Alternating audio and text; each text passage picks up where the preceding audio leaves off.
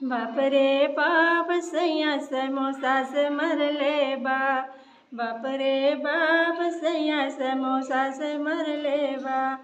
पहला समोसा मोरे गोड़वा पे मरले, पहला समोसा मोरे गोड़वा पे मरले।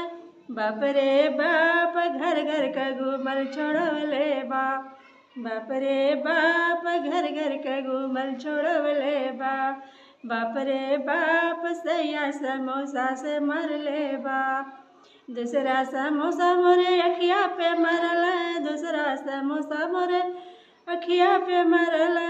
बाप रे बाप कनकी के मारल छोड़वले बा।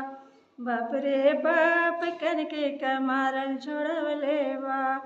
बाप रे बाप सैया समोसा से मरले बा।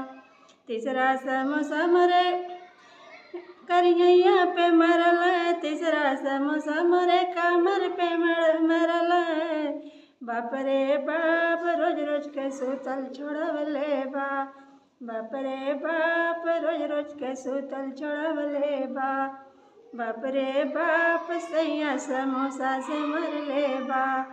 बाप रे बाप सैया समोसा से मरले बा। धन्यवाद।